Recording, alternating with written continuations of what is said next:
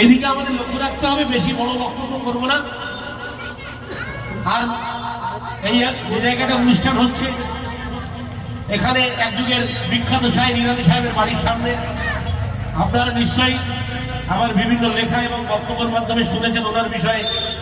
আমরা যথেষ্ট ওনাকে স্মরণে রাখি, ওনাকে স্মরণে রেখে বিভিন্ন অনুষ্ঠানে আমরা যে সমস্ত পুরনো কবি ছিল তাদেরকেও যেভাবে স্মরণ করি, ইরানি সাহেবকে ঠিক যথাযথভাবে স্মরণ করি। বর্তমানে আমাদের বাংলা ইসলামিক গজল জগৎকে নিয়ে যে আমরা একটা অনুষ্ঠান করেছিলাম বটতলা বাজারে, সেখানে একটা গজল লিখেছিলাম।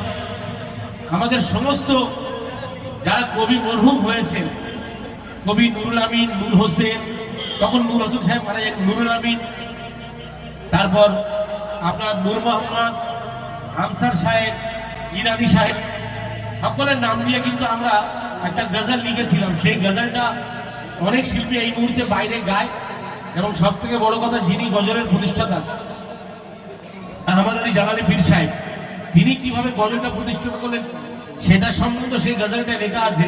আমি খুবই গর্বিত, আমি আর মইদুল আমরা দুজন মিলে গজলটা লিখেছিলাম।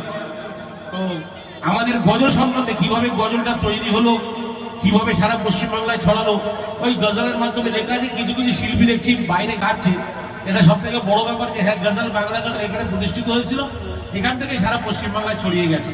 এটা খুব আমাদের গর্বের ব্যাপার। আমরা এই মুহূর্তে প্রায় গজল সৃষ্টি 70-80 বছর পরে সাধারণ মানুষের কাছে সেটা তুলে ধরেছি, এবং সেটা মানুষ খুব ভালোভাবে নিচ্ছে।